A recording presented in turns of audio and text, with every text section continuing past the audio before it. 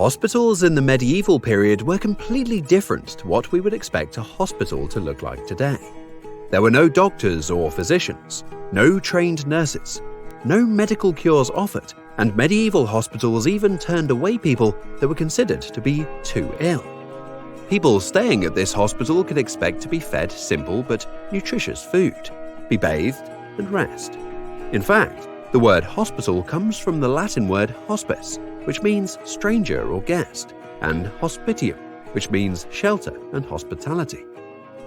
Unlike today, hospitals were not only a place to go when you were sick, but were also a place where the poorest people in a community could take shelter if they found themselves homeless, or where pilgrims and travelers could seek refuge when they became weary on their journeys. By 1500, there were an estimated 1,100 hospitals across England.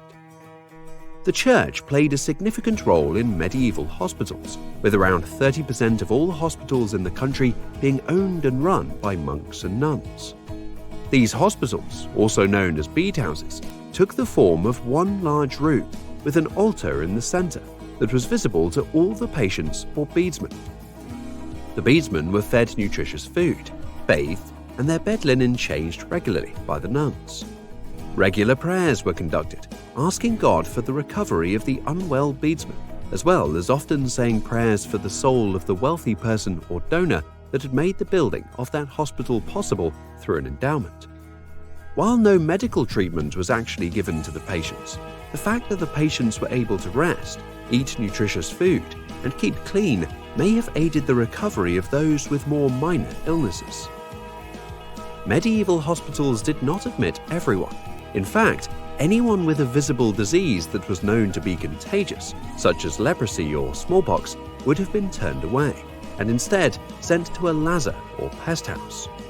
The purpose of the lazar or pest houses was not to treat the patients inside, but instead to keep them separate from the rest of the population in an attempt to stop the spread of the contagious disease.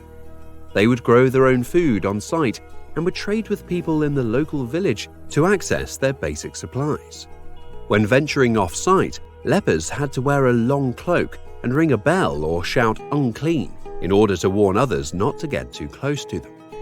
These people would spend the rest of their lives at the lazar or pest house and would be buried at the accompanying burial ground when they died. Key learning: a medieval hospital was not a place to receive medical treatment. Those with minor illnesses, the poor, elderly, and travelers could expect to be cared for and given food, shelter, and an opportunity to bathe. Lazar or pest houses were established for those with leprosy and smallpox in order to keep them segregated from the rest of the population.